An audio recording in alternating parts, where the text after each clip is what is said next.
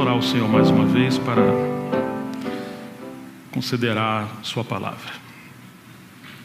Pai, por amor do teu nome, Senhor, e para a tua própria glória, nós queremos nos curvar diante de ti mais uma vez, pelos méritos do nosso Senhor Jesus Cristo, no seu precioso nome. Nós entregamos esse tempo da palavra nas mãos do Senhor. Nós confessamos nossa total incapacidade, tanto para falar, como para ouvir, e muito menos ainda para compreender. Mas que o ministério do teu Espírito seja conosco, a tua unção preciosa, que nos ensina todas as coisas. Ah, Senhor, abre os nossos olhos, aviva a tua obra entre nós, desperta o nosso espírito. Oh, Senhor, aumente a chama do teu Espírito entre nós, Senhor. Nós queremos realmente encontrar com o Senhor de forma viva na tua palavra. Senhor, que tu seja glorificado. Nosso tempo é tão curto, temos pouco tempo nessa terra, Senhor. Não nos deixe perder tempo com nada, mas que cada segundo seja usado nas mãos do Senhor. É para a tua glória que nós oramos, em nome de Jesus Cristo. Os irmãos que estão nos acompanhando devem se lembrar que nós começamos a falar da visão de Ezequiel, como a palavra veio a Ezequiel, mas de uma forma misteriosa, porque veio um vento tempestuoso, nuvens, relâmpagos, e ele esteve debaixo das mãos do Senhor. E ele viu aqueles 4 seres viventes zigue-zagueando de um lado para o outro, e eles não se separavam, eles acompanhavam a direção que o Espírito os conduzia. Havia uma sintonia, uma harmonia entre eles. Essa foi uma visão que ele teve nos céus. Mas ele viu na terra 4 rodas. Essas rodas eram como os cambojas, e uma dentro das outras, e elas estavam cheias de olhos por dentro e por fora. Por onde o Espírito Santo guiava aqueles seres viventes, as rodas acompanhavam eles. E chegou um momento que as rodas estavam em harmonia tão grande com os seres viventes que elas subiram aos céus. E quando houve a união dos seres viventes com as rodas na terra, então a glória de Deus se manifestou. O povo estava em cativeiro, mas o coração de Deus estava sobre suas promessas. Ele empenhou uma palavra e ele cumpriria e cumpre a sua palavra. E ele é soberano, ele está tudo sob o seu controle, tudo sob o seu governo. Apesar de nossa incredulidade, Deus cumpre a sua palavra. Deus é gracioso conosco, ele não esquece do seu povo. E Deus vem cumprindo a sua palavra ao longo da história. Quando nós vemos que o tempo da profecia que profetizou Jeremias, de que o povo seria liberto do cativeiro, esse tempo havia chegado. Daniel, aquele homem de Deus, esquadriando as Escrituras, não simplesmente para conhecer as Escrituras, mas especialmente para compreender Deus através das Escrituras. Assim como os cientistas se perdem no meio da criação ao estudar a criação, eles perdem o Criador ao estudar a criação. Quando esse estudo é apenas uma especulação, nós podemos perder Deus, o conhecimento de Deus, estarmos assombrados com a maravilha de Deus, ao estudarmos a sua palavra simplesmente por mero conhecimento. Você não pode entrar numa casa, esquadrinhar os seus cômodos, seus porões, seus lugares íntimos, a menos se o dono da casa te convidar. Você precisa ser amigo do dono. Se você pular o muro, você é um ladrão. A palavra de Deus, como uma casa, ela é obra do Espírito Santo. Precisamos ser amigos do Espírito Santo. E as chaves da palavra é a revelação de Cristo. Se não tivermos unidos a Deus pelo Espírito, com forte ardor de conhecer o seu Filho, a porta da palavra estará fechada para nós. Nós podemos ler as Escrituras e elas serão como um labirinto para nós, um livro fechado. Mas à medida que nos rendemos ao Senhor, Ele vai descortinando para nós os cômodos, a intimidade da sua palavra e, sobretudo, revelando o seu coração. Que lástima que é possível conhecer muitas Escrituras e não conhecer o Deus das Escrituras. Ficarmos na casca do conhecimento, na periferia da palavra, mas não conhecer o espírito da palavra. E isso não muda as vidas. Isso incha a gente de orgulho. Um dos grandes problemas da igreja hoje, nosso problema, é que somos um povo adormecido. Um gigante cheio de potencial, mas muitas das vezes estamos adormecidos. Por que estamos adormecidos? Como se fossem rodas enferrujadas. Muitas vezes o Senhor está se movendo de maneira surpreendente e às vezes nós estamos ficando para trás. Nós não estamos acompanhando o Senhor. É possível que isso aconteça. Ah, irmãos, e como isso tem acontecido?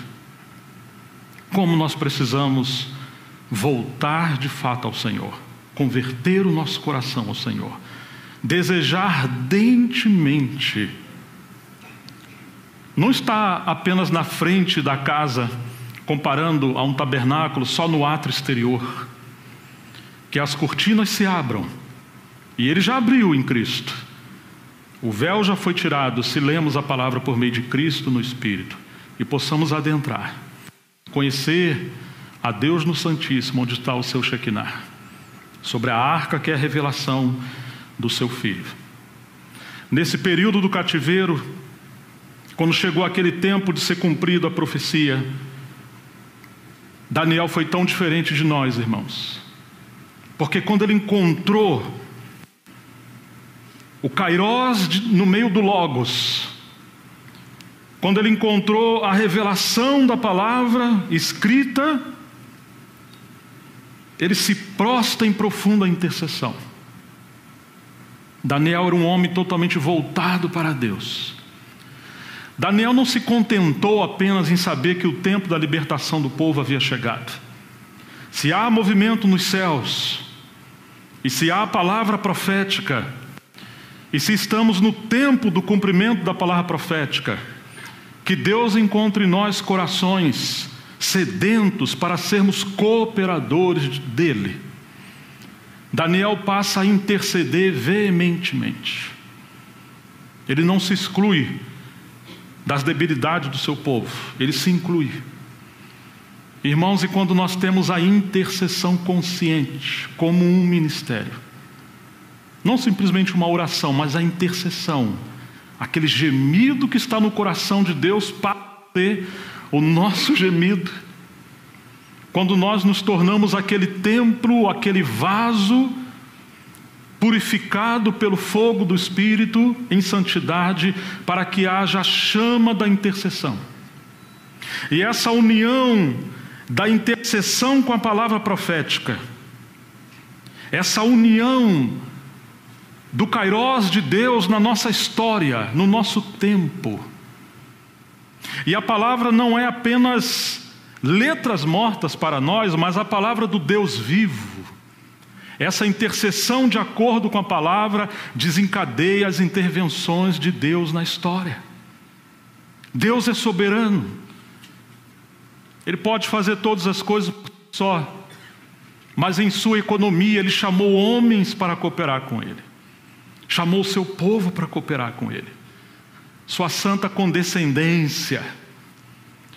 O Deus Todo-Poderoso, nesse princípio de encarnação, se fez homem em Cristo. E agora Ele junta os céus com a terra, a divindade com a humanidade, 100% Deus, 100% homem. Você tem a obra de Deus dos céus se tornando a sua obra na terra, através da união de Deus com o homem. E como nós precisamos dessa graça do Senhor. Daniel passa a orar. Vocês se lembram que houve uma batalha terrível nos céus? Você se lembra daqueles principados e potestades que vieram impedir os mensageiros enviados do trono do Senhor. O povo não estava apenas preso em Babilônia, no sentido geográfico político. O povo estava em cativeiro, debaixo de potestades malignas, uma cultura espiritual, uma mente entenebrecida, uma consciência coletiva de um gigante de Deus paralisado, debaixo de uma cultura maligna, onde eles aprenderam uma outra língua, uma outra cultura, um sincretismo de mescla de religiões e práticas religiosas. E a glória de Deus havia ido embora. Isso são espíritos que trabalham no meio da cultura, especialmente na cultura religiosa. Agora você encontra essa guerra nos céus. E Daniel está orando.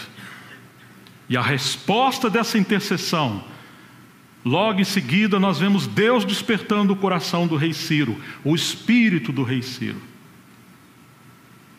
Ciro foi diferente de Nabucodonosor. Nabucodonosor, de maneira orgulhosa, diz que o seu braço construiu aquela Babilônia gloriosa e ele foi ferido pelo juízo de Deus. Mas o rei Ciro, ele disse que o Deus dos céus, não foi ele, entregou tudo a ele, porque ele queria uma casa edificada em Jerusalém para a sua habitação. Ele viu, mas por que também viu?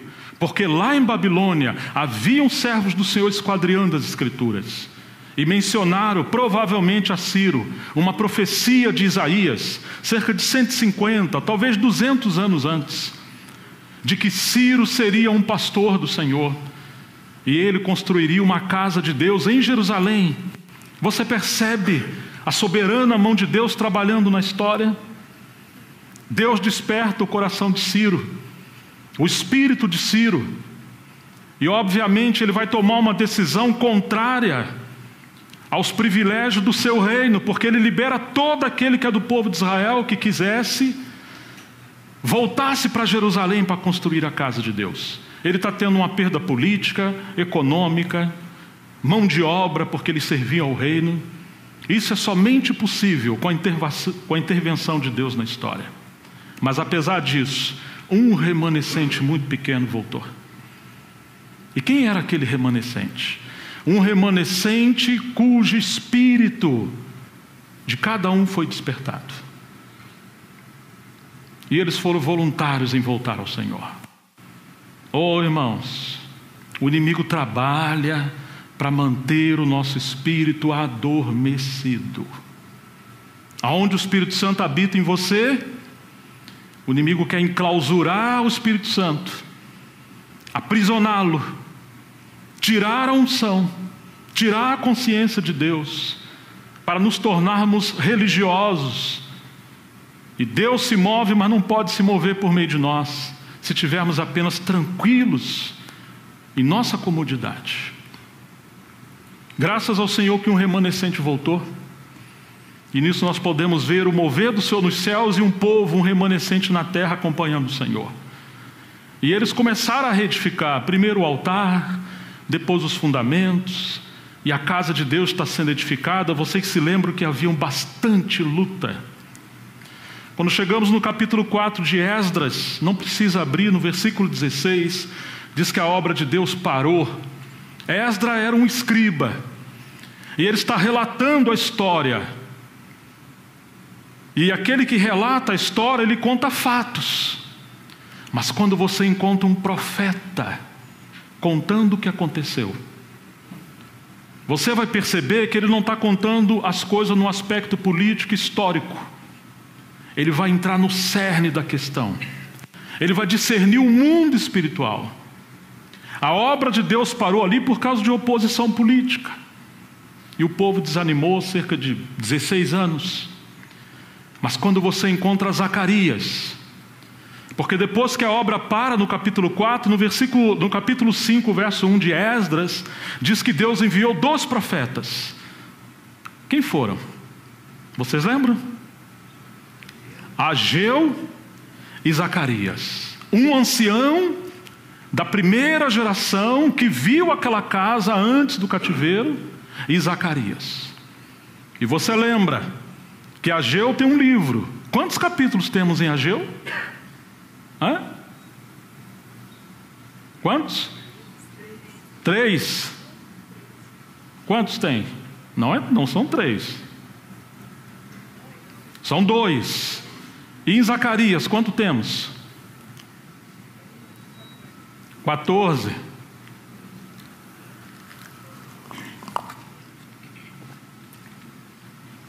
Deus usa anciãos e Deus usa profetas mais novos.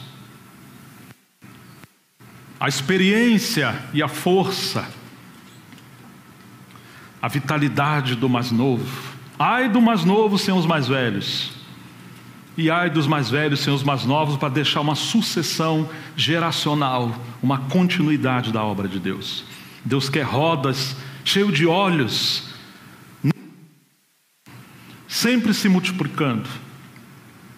Mas quando você encontra Ageu falando o que está acontecendo, ele está discernindo o coração de Deus. Quando você encontra Zacarias falando, você chega no capítulo 3. Eu acho que vale a pena a gente olhar o versículo 1 do capítulo 3 de Zacarias. Porque enquanto relatando, ele está contando história. A obra de Deus parou. Esse é o aspecto exterior. Você chega em Zacarias, que ele acabou de ser enviado com Ageu. Capítulo 3 diz assim, de Zacarias: e ele mostrou-me o sumo sacerdote Josué, o qual estava diante do anjo do Senhor, e Satanás estava à sua mão direita para se lhe opor. Mas o Senhor disse a Satanás: o Senhor te repreenda, ó Satanás. Sim, o Senhor que escolheu Jerusalém te repreenda. Não é este um tirado do fogo? Josué, vestido de vestes sujas, estava diante do anjo. Então respondeu aos que estavam diante dele, dizendo: tirai-lhe estas vestes sujas. E a Josué disse: eis que tenho feito com que passe diante de ti a tua iniquidade, e te vestirei de vestes finas, e ponho-lhe uma mitra limpa sobre a sua cabeça. E puseram uma mitra limpa sobre a sua cabeça, e vestiram-no de roupas, e o anjo do Senhor estava em pé. E o anjo do Senhor protestou, dizendo: assim diz o Senhor dos Exércitos, se andares nos meus caminhos, e se observardes a minha ordenança, também tu julgarás a minha casa, e também guardarás os meus atos, e te darei livre acesso entre os que estão aqui. Ouve, pois, Josué, sumo sacerdote, tu e teus companheiros que se assentam diante de ti, porque são homens representativos. Esse é o pensamento original, que representarão coisas que haveriam de vir no futuro. Eis que eu farei vir o meu renovo, o meu servo. Porque eis aqui a pedra que pus diante de Josué, e sobre esta pedra única estão 7 olhos. Eis que eu esculpirei a sua escultura, diz o Senhor dos Exércitos, e tirarei a iniquidade desta terra num só dia. Naquele dia, diz o Senhor dos Exércitos, cada um de vós convidará o seu próximo para debaixo da videira e para debaixo da figueira. Irmãos, quando você olha o aspecto exterior, você encontra, vamos dizer, o sentido exterior da coisa. Houve uma oposição política, houve um desânimo do povo, mas quando você encontra um profeta, ele está vendo Satanás se opondo diante do servo do Senhor para lhe barrar o caminho. Nós muitas das vezes não entendemos por que a obra de Deus fica paralisada. Por que que tantos problemas sucedem? Por que que há um atrofiamento? Por que que obras ou ministérios do Senhor tem um início com tanta vitalidade e depois coisas terríveis acontecem? Nós precisamos considerar essas coisas, porque pode haver, e quase sempre é assim, infiltrações de espírito enganadores, levando-nos a perder a direção do Senhor, fazendo coisas boas, às vezes fazendo coisas certas, mas somos nós que estamos no controle. Que Deus precisou enviar 2 profetas para romper com essa opressão, apregoar exortações e chamar o povo de Deus de volta. Será que você percebe que nós estamos numa guerra? Você percebe um nível de opressão nesses dias, de oposição nesses dias? E o Senhor agora abre os olhos de Zacarias. Zacarias está vendo essa batalha espiritual. E trouxe palavras como espada cortante, que está desfazendo coisas no mundo espiritual e está avivando pela graça de Deus a obra do Senhor. Nós precisamos voltar a isso, ao ministério da palavra profética também. E a obra do Senhor foi avançando. Você pode perceber como essas rodas no livro de Ezequiel, porque a cada etapa que a obra de Deus avança, a batalha espiritual também vai mudando, mas o Senhor vai trazendo servos, né? Começa com Josué e Zorobabel, daqui a pouco temos Ageu e Zacarias no capítulo 5, quando a casa é edificada, Deus envia Esdras, mas Deus envia depois Neemias, e você lembra quando Neemias chega, ele percebe que as muralhas da casa do Senhor estão todas derrubadas. Em certo sentido, parece que Neemias está ignorando a obra desses edificadores que estavam ali antes dele. Mas não é isso, irmãos, são etapas da obra do Senhor. Quando as pessoas centralizam a obra em si mesmo, elas evitam outros obreiros, porque elas se acham senhores da obra. Mas a obra é de Deus, não de nós, não de nenhum de nós. O Senhor quer complementar a sua obra. Então Ele vai colocando vários servos, cada um com seus encargos, e Ele sabe da necessidade quando o povo de Deus tem que avançar. Ah, irmãos, mas se nós ficarmos fixados somente numa linha, digamos somente num estilo, nós vamos ficar atrofiados. Lembra-se que aquelas rodas estão cheias de olhos por dentro e por fora. Nós precisamos orar nesse tempo, irmãos. Senhor, aviva a tua obra. Depois da primeira mensagem, no outro dia de manhã, na verdade à noite mesmo, conversando com alguns irmãos, um irmão falou: irmão, alguns anos atrás começamos a pregar o evangelho, começamos a pregar para crianças, para garotos, e esses mesmos garotos convidavam pessoas e às vezes oravam por pessoas doentes, e as pessoas eram curadas. Nós orávamos e elas eram curadas.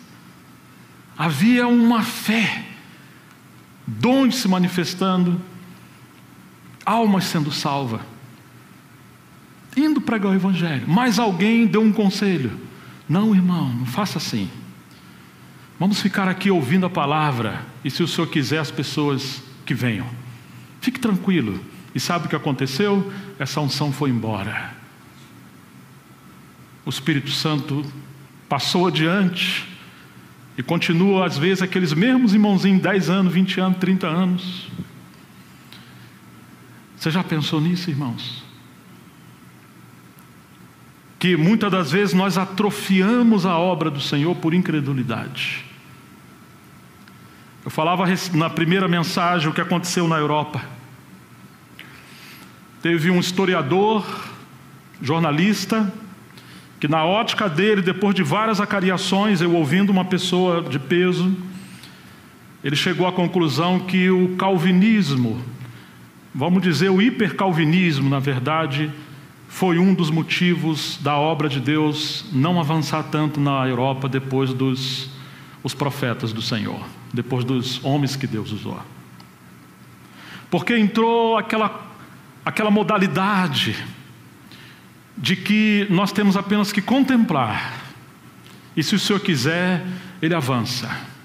Isso é muito bonito, isso é muito místico, mas de alguma forma isso tira a responsabilidade humana, transfere toda a responsabilidade do corpo de Cristo para Deus.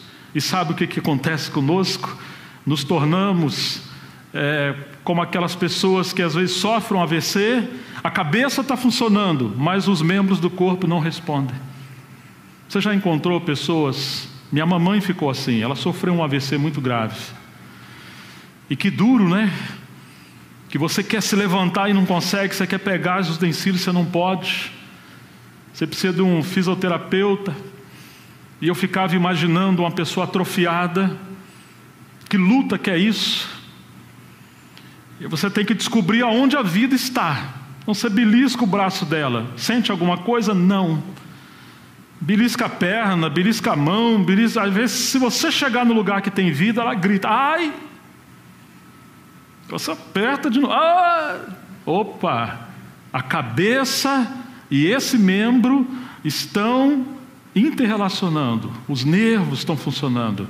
A conversa com a cabeça, a vida. E agora você começa um exercício a partir desses membros. E esses membros que têm vida, a vida começa a contagiar outros membros. Até que esse gigante adormecido possa ser todo levantado e passa a funcionar. Oh, irmãos, se quisermos ser úteis na mão do Senhor, precisamos trabalhar onde o Espírito Santo está trabalhando e com membros que o Espírito Santo está trabalhando. Porque muitas das vezes as nossas discussões sobre assuntos matam o Espírito Santo. Tem pessoas que são exercitadas em discussões, em pensamentos, parecem os gnósticos do final do primeiro século. Eles gostavam dos mistérios mais elevados, eles estavam quase virando querubins, mas estavam mortos, e eles não tinham a graça, o derramamento do Senhor para servir. Era uma cultura de conhecimento elevado, e isso é um problema muito grande. Se o nosso conhecimento não nos transformar em pessoas piedosas e servos, para que ele serve? Se não nos levar a parecer mais com o nosso Senhor Jesus. Quando nós encontramos esse remanescente, eles são como essas rodas que estão em movimento e sempre avançando. E quando eles respondem a palavra do Senhor, Deus vai trazendo novos obreiros. E a obra do Senhor vai sendo avivada. Sabe aquela mamãe que está com seu seio cheio de leite? Mas se a criança não puxa mais o leite, rejeita o peito, aquele leite, aquele peito começa a se petrificar, como pedras, e a dor, e depois o leite seca. Irmãos, quando nós não desejamos a palavra viva, o El Shaddai, um dos nomes de Deus, que é de onde jorra leite racional, não falsificado, mas vivo, fecha. Nós trancamos o ministério da palavra. Nós queremos professores para ficar dando aula para alunos, cabeça grande, corpo pequeno. Precisamos de profetas.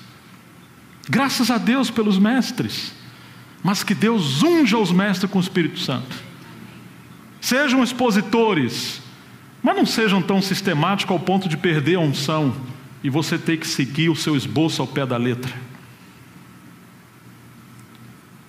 Mas às vezes nós estamos assim, matamos o espírito da palavra e nos acostumamos apenas com a casca da palavra. Estamos lá nos atos exteriores.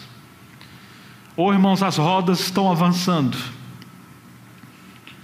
E se nós não nos envolvermos com o que Deus estiver fazendo, ela passa, o Senhor passa adiante.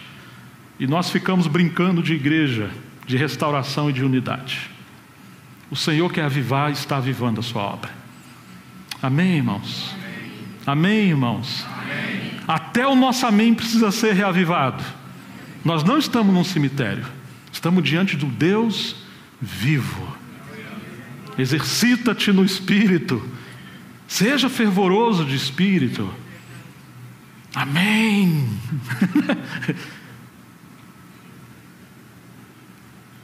E nós encontramos no Novo Testamento Paulo, um homem inflamado pelo Espírito Santo, trabalhando. Mas quando chegamos diante de situações de decadência no final do ministério de Paulo, você imagine a igreja em Corinto.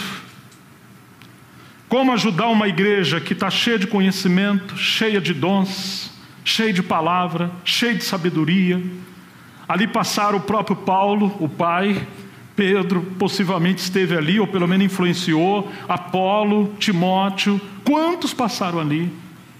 Mas a igreja era fraca, com tantos problemas. Os serviços e os dons eram como ferramentas nas mãos de crianças. Se tiver mais conhecimento, sabe o que vai acontecer? Estarão mais orgulhosos. Eles estavam intoxicados por conhecimento.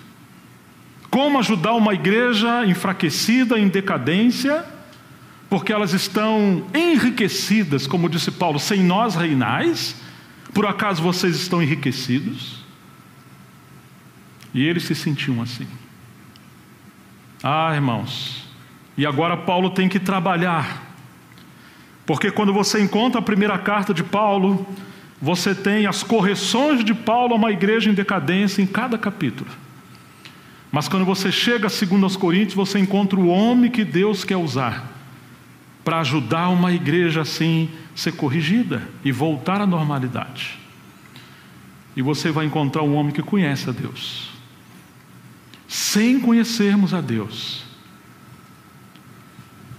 sem realmente conhecermos a cruz, sem conhecer de fato o Espírito, irmãos, nós vamos ficar brincando com dons, conhecimento e estudo bíblico. Agora você imagine a dor do coração de Paulo. Olha aqui rapidamente 1 Coríntios. E eu, irmãos, quando fui ter convosco, anunciando-vos o testemunho de Deus, eu não fui com sublimidade de palavras ou de sabedoria. Eu sei que vocês gostam de conhecimento e de sabedoria. É isso que Paulo está falando. Vocês são filhos da Grécia, povo da filosofia.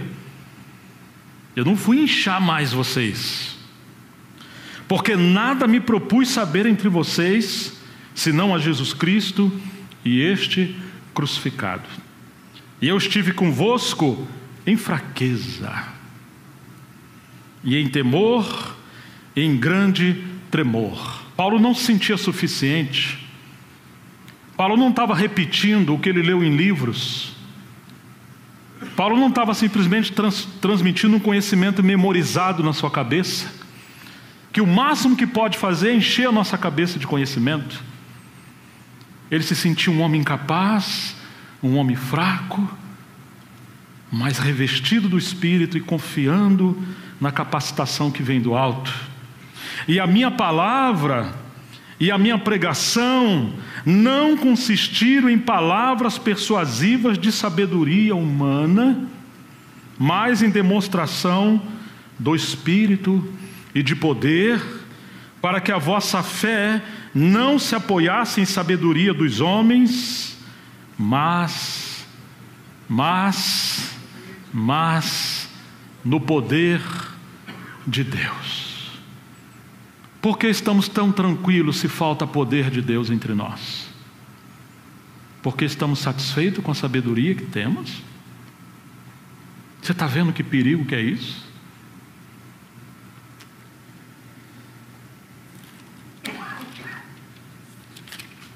Quando chegando em Romanos,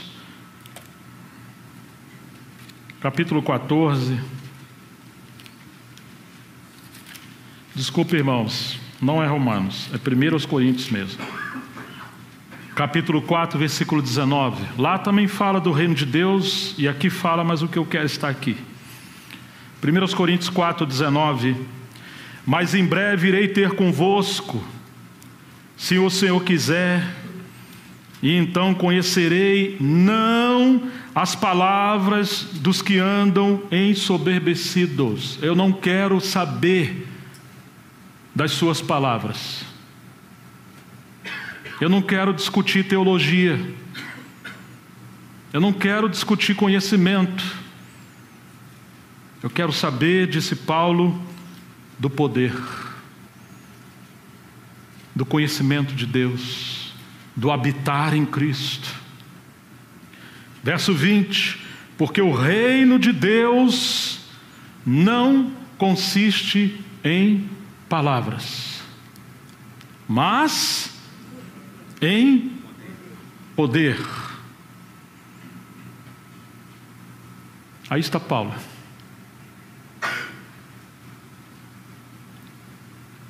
Às vezes somos um gigante adormecido,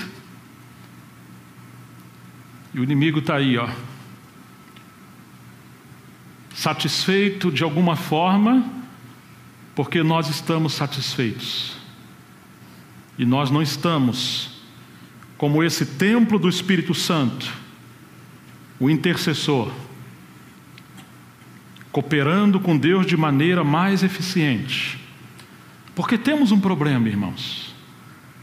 Nós somos uma igreja congregacional. Nós gostamos de reuniões congregacionais. As reuniões congregacionais são boas, são bíblicas e necessárias, mas não suficientes em si.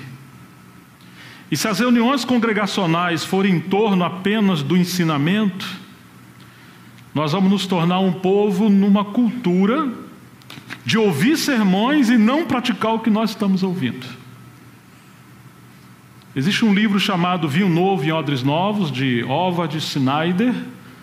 Ele fala que durante 12.000 anos de história da igreja, as reuniões sempre foram publicamente ou congregacionais em lugares maiores e pelas casas.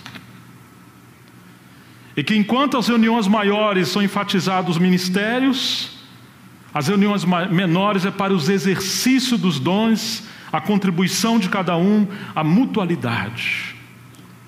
São nessas reuniões, como disse Paulo em 1 Coríntios 14, 26, que fareis, irmãos, quando vos reunir num só lugar? Uns têm salmos, outros cânticos, outros hinos, e outros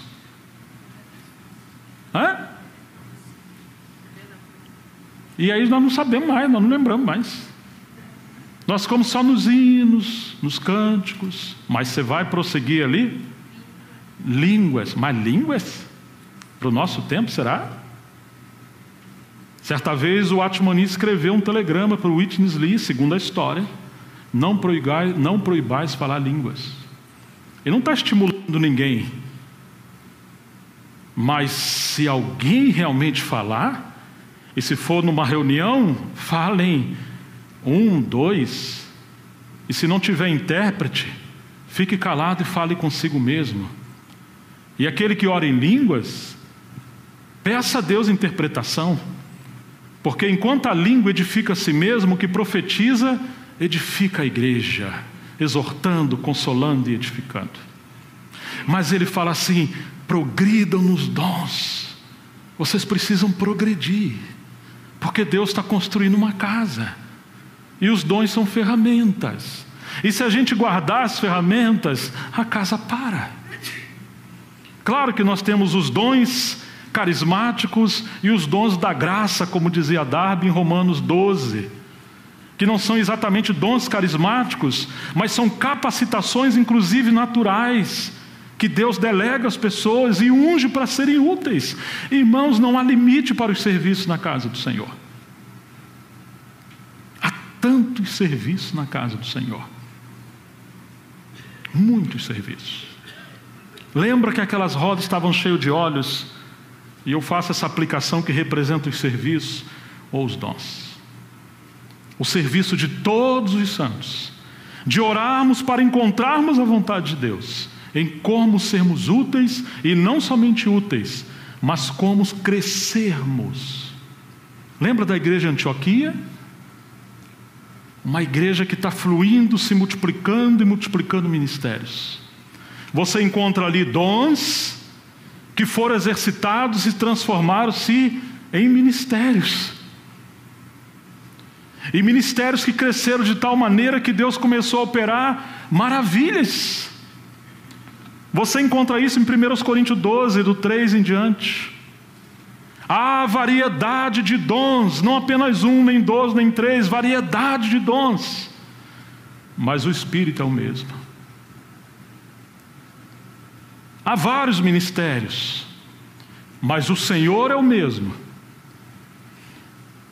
E há vários tipos de operações, mas Deus é o que opera tudo em todos. Você tem o Espírito, o Filho e Deus o Pai. Então você tem a Trindade. O Espírito sobre nós, derramando, avivando e enriquecendo dons, mas você tem que responder. Você tem que buscar. Você tem que estar com o teu espírito vivo para perceber quando o Senhor quer te usar. Quando o Senhor quer que, às vezes, vem um desejo em você visitar alguém. Às vezes um desejo de você orar por alguém, de abraçar uma pessoa e orar por ela, de cuidar de uma pessoa, de ofertar para alguém, e uma série de coisas que o Senhor possa mover. E a gente...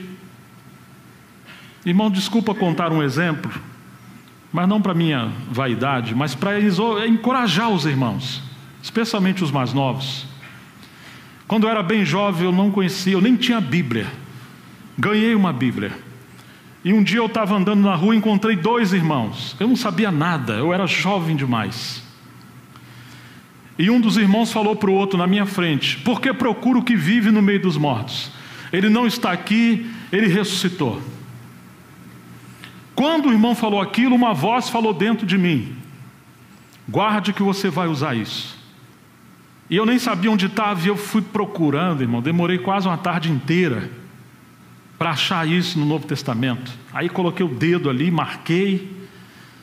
Passaram-se uns 3 dias. Eu estava numa casa que teria uma reunião. Eu devia ter uns 20 anos por aí.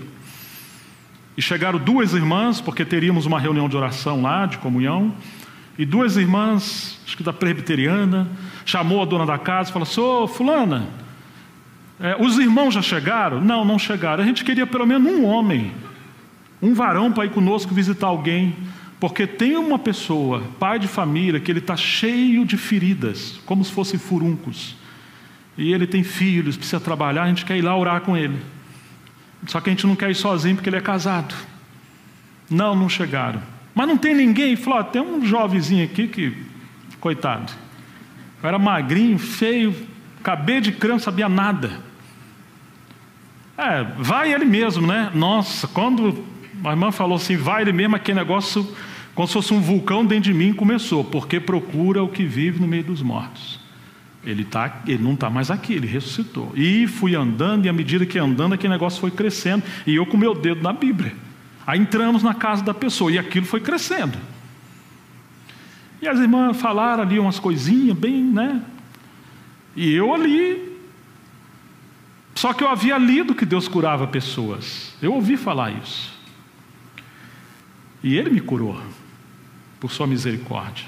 A irmãzinha, coitada, só para ser educado, né, com o pobrezinho aqui, falou assim: "Irmãozinho, você quer falar alguma coisa?" Irmão, eu levantei, igual um leão.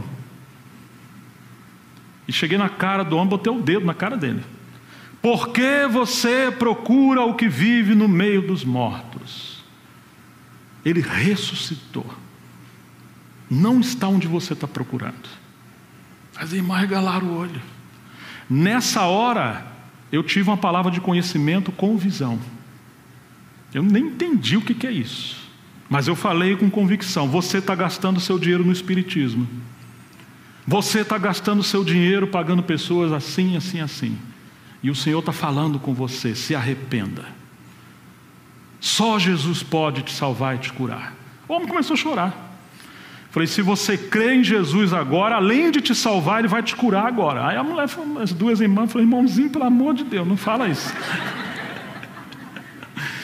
Irmãos, para a glória do Senhor, eu impus a mão no homem. Eu repreendi aquele espírito de enfermidade.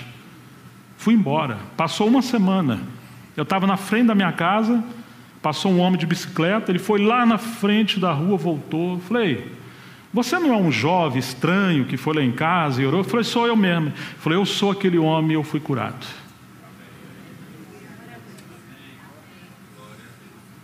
Mas os mais velhos falam para nós, não, irmãozinho, calma, você é muito novo, não faça isso. Sabe qual é o problema hoje, entre outros? Primeiro que a gente quase não prega o evangelho. Nós estamos ficando como aquele casal mais velho que fica brigando um com o outro, até nascer os filhos, né? Ou os filhos nascem, casam, vão embora, ficam os mais velhos ali, aí vem os netinhos, né? Aí os mais velhos se tornam o quê?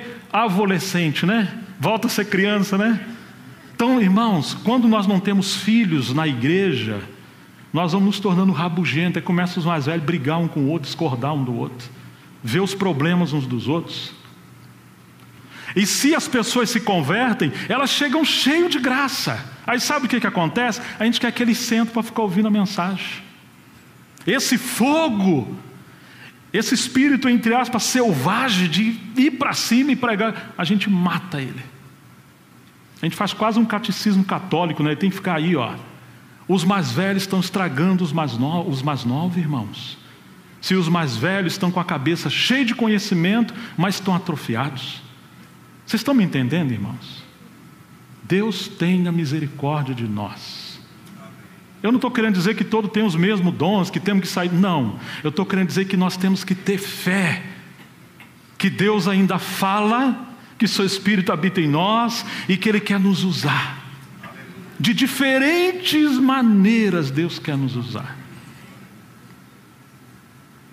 Vamos olhar rapidamente o que Paulo fala a Timóteo, porque o nosso tempo começa a avançar para o fim. 1 Timóteo capítulo 4.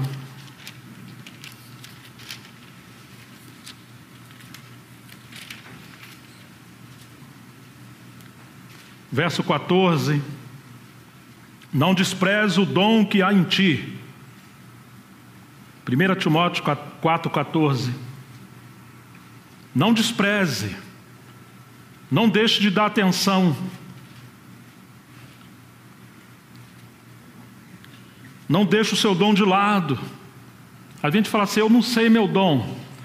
Mas Paulo diz, a graça foi dada a cada um conforme o dom. Você tem dom onde você tem graça. Se você não sabe, comece a servir. Comece a servir as pessoas. Comece a cuidar de pessoas. E comece a servir em coisas práticas, em coisas simples. E quando você começar a encontrar a graça fluindo, você saberá que ali você tem dom. E quando você é fiel, esses dons podem se multiplicar. A graça pode se multiplicar. E a Timóteo ele fala, o qual te foi dado por profecia, com a imposição das mãos do presbitério. Medita estas coisas que Paulo está falando. Sabe uma das coisas que nós perdemos em nossa geração? O hábito da meditação. Os puritanos eram exercitados em meditação. Alguns acreditavam que as mensagens deles representavam 10% do que eles estudavam e 90% de meditação, de ruminar, de considerar, de falar com Deus sobre aquilo que estão vendo, que estão crendo, que estão pensando, até que a palavra se torne constituída neles e haja uma unidade e uma realidade. Medita nestas coisas. Ocupa-te com elas, para que o teu aproveitamento seja manifesto a todos. Se estivermos meditando e nos ocupando, a palavra com serviço, a palavra com dom, ele está dizendo que o nosso proveito será, o nosso aproveitamento será manifestado a todos, porque nós vamos estar transbordando.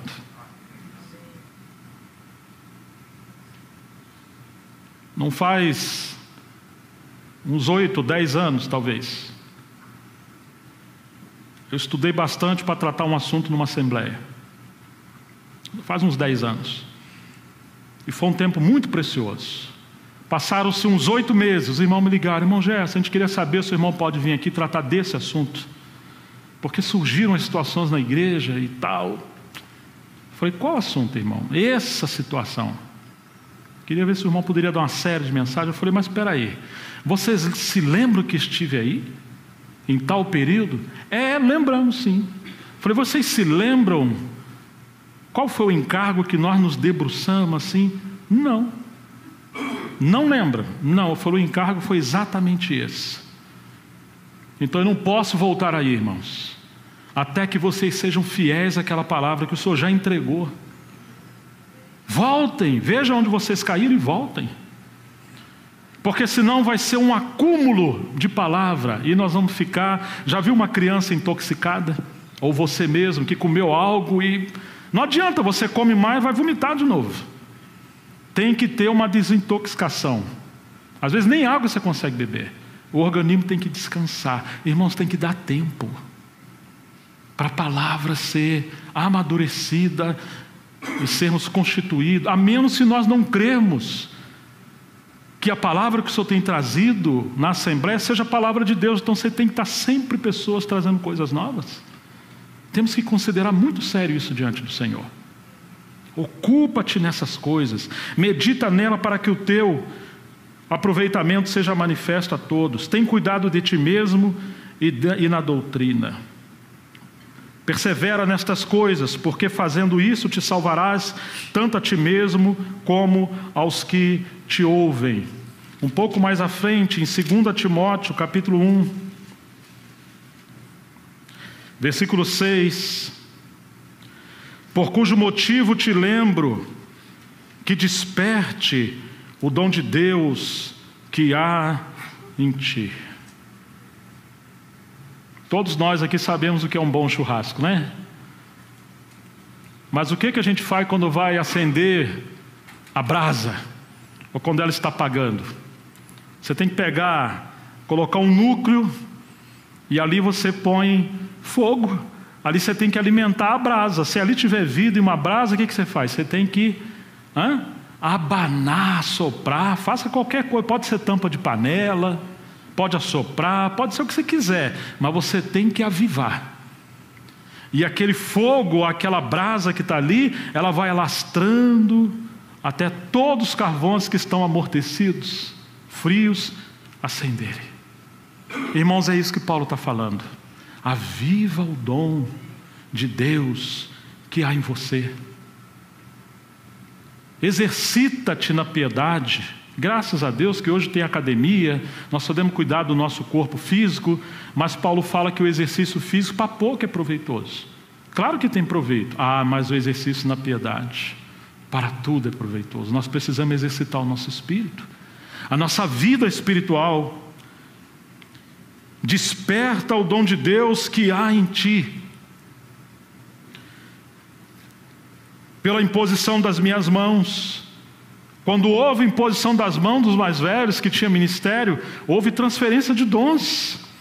Talvez seja um assunto estranho, quem sabe místico demais. Mas Deus falou para Moisés, impor as mãos em Josué, e ele ia transferir a virtude de Moisés para Josué. Você se lembra? Temos várias passagens disso na Bíblia. Não pode os mais velhos partirem, ou não deveria, não é que não pode, não é uma lei, sem formar novos cooperadores, discípulos e ministérios, e impor as mãos, porque há uma transferência de unção, transferência de espírito. Paulo impunha as mãos, e ele fala isso 2 vezes, e você vai encontrar isso em várias passagens no Novo Testamento, a começar com o Senhor Jesus Cristo, exercitando os dons, exercitando a transferência de espírito, confirmando, delegando autoridade espiritual. Porque Deus, verso 7, não nos deu o espírito de... O que diz sua Bíblia? Covardia, temor. Irmãozinho, irmão, será que você poderia trazer uma palavra para nós? Pode ser na mesa, semana que vem, pode ser 5 minutos. Irmão, Tem misericórdia da minha vida. Olha, por que misericórdia, irmão? Você está sendo decapitado? O ISIS está lá queimando um bocado de irmão. Por que você está pedindo misericórdia? Você está vendo? Nós estamos com medo. Nós estamos um espírito acovardado. Irmãos, nós estamos oprimidos. Será que o inimigo botou uma corrente nos seus pés? E uma mordaça na boca? Você já está ouvindo a palavra há tanto tempo, mas você tem vergonha, você tem timidez. De onde vem essa timidez? O Senhor não nos deu um espírito de covardia. Claro que se você é novo, ninguém está te chamando para ter uma conferência. Não, Ele está falando para você falar 2 minutos, 1 minuto. Quanto tempo você vai ficar aí, irmãos? Quanto tempo nós vamos deixar de orar pelas pessoas? E quando visitamos as pessoas, por que não oramos pelas pessoas? Temos medo de demônios? Quantas pessoas estão precisando de libertação? De uma visita, de um caminho, de compaixão. Que Deus levante os pastores e que vão visitar. Não, irmãos, é o corpo de Cristo. O Senhor enviou Ananias para impor as mãos em Paulo, entregar uma palavra profética e abrir os seus olhos. Quem era Ananias? Não sei. Era um discípulo e ninguém mais falou dele. Pois é, irmãos, esse era um discípulo. Quantas vezes o Senhor usou pessoas simples? Deus não nos deu um espírito de covardia ou de temor, mas nos deu um espírito de quê? Creia. Você está vendo, irmãos?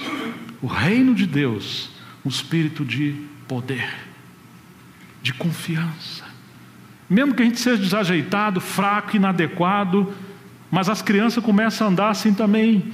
Se o papai e a mãe ficar com a criança no colo, amanhã está um meninão de 5, 7 anos que não anda, porque ficou atrofiado. Deixa a criança andar. Minhas filhas, quando começaram a andar, e às vezes caía, eu falava, Mira, não pega não. Rachou a cabeça, sangrou, não, então deixa quieto. Se você ficar mimando, vira uma florzinha, uma manteiga. E hoje tem muito, infelizmente, essa sociedade está assim, os homens estão virando flores. E as mães ficam mimando seus filhos, homens. Irmãos, levanta, você é macho, é homem, pelo menos deveria ser. Quantos cristãos bananas, você não pode contar com os irmãos hoje. Deus nos deu um espírito de fortaleza. E se errar, Ele é um Pai amoroso, Ele vai nos corrigindo, Ele vai nos aperfeiçoando, não precisa ter medo não. E é um espírito de amor, e o amor nos leva a todas essas ações, mas também de moderação. Você aprende a respeitar os seus limites espirituais, aprende a respeitar os mais velhos, aprende a não entrar nos assuntos administrativos da igreja, mas você quer ser útil. Portanto, não te envergonhes. Novamente, Timóteo era um jovem obreiro tímido. Ele agora está debaixo de uma pressão terrível em Éfeso. E Paulo está aprisionado. A tendência de Timóteo é justamente entrar nessa crise. Quando Paulo fala, não beba somente água, mas um pouco de vinho, por causa das suas frequentes enfermidades. Segundo a história, era enfermidade gástrica, no estômago, porque ele era introspectivo. Ele era tímido, ele sofria pressão. E Paulo treinou ele. Vamos, Timóteo, eu entreguei o bastão para você. Não tenha medo, o Senhor é contigo. O poder do Senhor está sobre você. Quando você pregar, a mão do Senhor está contigo. A palavra é como um leão. Se você soltar ela, ela vai fazer o serviço dela. Não te envergonhe do testemunho do Senhor, nem de mim que sou prisioneiro seu. Antes participa das aflições do Evangelho, segundo o que, irmãos? O poder de Deus. Eu não sei que evangelho que nós estamos crendo, irmãos e irmãs, mas de alguma forma nós preferimos ficar nas jaulas, trancados e nas gaiolas, do que acreditar que o Senhor está nos chamando para correr, sermos predadores, voarmos, servir o Senhor com simplicidade, com humildade. mas na confiança do ministério do Espírito Santo. Então nós estamos lidando com irmãos que têm desenvolvido um ministério fora dessas paredes que nós nos congregamos. Graças a Deus pelas reuniões congregacionais. E precisamos disso aqui hoje, viu? Eu não sou contra isso de jeito nenhum. Mas precisamos do poder de Deus para a pregação, para adotar crianças, para salvar crianças. Nós precisamos de educadores, precisamos de médicos, precisamos de dentistas, precisamos de professores, precisamos de irmãs mais velhas para cuidar. Nós precisamos de muitos irmãos. E sabe o que nós estamos fazendo? Nós estamos acostumando a ficar ouvindo mensagem. E criticamos irmãos em denominações que fazem uma obra muito mais excelente que nós. Eles são fiéis à luz que eles têm. Irmãos, que o Espírito Santo possa nos despertar. Eu sei que aqui tem vários irmãos trabalhando, fazendo um trabalho precioso. Continue, avancem. Mas a Bíblia diz que com os jovens está a força. Por que os jovens estão assim, parecendo velhos, né? Que Deus nos ajude, irmãos, nesse tempo que nós estamos vivendo, que Deus tenha misericórdia de nós. Eu queria tanto ficar mais com os irmãos, sinceramente, mas hoje nós vamos ficar por aqui. Se a minha contribuição puder despertar você, se for possível que você perca o sono,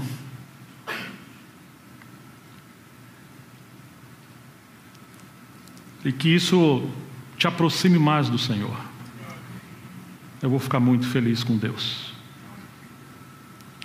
A minha sensação é que nós não temos mais tempo. Nós estamos atrasados, muito atrasados. Não desperdice um segundo sequer. Se você tem uma empresa, faça o seu dinheiro trabalhar para você. Não seja escravo de trabalho. Não gaste a sua vida com coisas que não vão ecoar pela eternidade. Não vale a pena. Escolha as profissões, não que rendem mais, mas que você possa ser mais útil ao Senhor. Crie seus filhos, pais, que eles sejam os melhores profissionais possível, mas sobretudo, que eles sejam homens e mulheres usados por Deus. Que às vezes nós oramos, Senhor, envie trabalhadores para a sua seara, mas lá dentro fala assim, desde que não sejam meus filhos, por favor. Que Deus nos ajude, irmãos, no tempo que nós estamos vivendo. Que o Espírito do Senhor encontre em nós essas rodas lubrificadas pelo Espírito, cheio de olhos. Que os mais velhos estejam observando os mais novos para detectar dons, encorajar pessoas, apoiá-los, multiplicar serviço, ministérios. Irmãos, que possamos evangelizar, que possamos cuidar de pessoas, que possamos ter mais mutualidade, onde vários irmãos, mesmo que sejam coisas curtas, mas que possam compartilhar. E que as nossas leituras, possamos ler aquelas obras que de fato sejam obras para transformar vidas. Gosta de biografia? Leia a biografia de Charles Studd, escrita por Norman Gruber. Leia O Intercessor, de Hess Hovels, do mesmo autor. Leia O Apóstolo dos Pés Sangrentos. Leia a história de John Hard, o homem que orava. Quando eu era garoto, eu li 20 vezes. São cerca de 20 páginas. Aquilo mudou minha vida. Leia as histórias de homens e mulheres que foram usadas por Deus. E leia livros que vai te provocar a chegar mais perto de Deus. Leia Tozer. Leia T. Austin Sparks. Leiam livros que vão te inflamar. E quando você lê, não guarde para você. Não seja como um mar morto, que as coisas chegam ali em vida e depois chegou em você e morreu. Não, seja o mar da Galileia, que o que chega ali em vida possa escoar e essa água chegar em muitas pessoas e tocar em vidas. Compartilhe o que você está ganhando, compartilhe com outros, dê livros de presente, dê Bíblia de presente. Às vezes a pessoa faz aniversário, dá uma camisa, outra... Irmão, dê livro, dê Bíblia, dê aquilo que vai impactar e transformar vidas. Que Deus continue abençoando os anciãos, abençoando vocês. Vamos orar. Que o Senhor avive a sua obra entre nós nesses dias. Pai, em nome de Jesus Cristo, nós oramos a Ti nessa noite, que não tivemos uma palavra de exposição tão elaborada, mas tivemos uma palavra de encorajamento e de exortação. Nós somos tão inadequados para tudo isso, mas nós queremos Te rogar nessa noite, tenha compaixão de nós. Que se nós estivermos amando as jaulas da estagnação, se estivermos acomodados, Senhor, em nossa vida boa, nos perdoe. Ajude que esse tempo que o país vive tranquilidade, um país democrático, e ajude que enquanto temos tranquilidade, nós possamos usar isso para nos consagrar mais a Ti, Senhor. Não para dar lugar à nossa carne que busca lazer e entretenimento, mas que possamos ser inflamados com o fogo do alto, com o Espírito Santo, com a Tua graça preciosa. Oh, Senhor, envia obreiros para a Tua casa. Levante jovens cheios do Teu Espírito, irmãos e irmãs. Renove as forças dos mais velhos, Senhor. Dê graça como o Senhor deu graça a Ageu e deu graça a tantos outros. Seus pais que têm filhos que hoje estão parados ou desviados, visita esses jovens, Senhor, esses filhos. Entre nas famílias, Senhor. Oh Deus, traga de volta. Nós queremos repreender o inimigo nessa noite, em nome de Jesus Cristo. Oh Senhor, abençoamos os pastores, os presbíteros, os anciãos entre nós. Oh Deus, que o Senhor renove as suas forças, a graça, a unção, para que eles sejam realmente profetas na Tua casa, servos preciosos. Senhor, também nos ajuda a crescer no ministério da intercessão. Ah, Senhor, e leva todos que estão aqui, todos nós, de alguma forma, a encontrar os nossos serviços, os nossos dons, e multiplicar e crescer. Dá-nos graça de cuidar de vidas, Senhor, de gerarmos filhos na fé, de ganharmos almas para Ti. Ah, Senhor, como será naquele dia se chegarmos de mãos vazias diante do Senhor? Não nos permita, Senhor, que o Senhor nos ajude. Nós queremos Te agradecer por esse tempo precioso que o Senhor nos deu. No nome de Jesus, para a Tua glória, Pai, em nome do Senhor Jesus.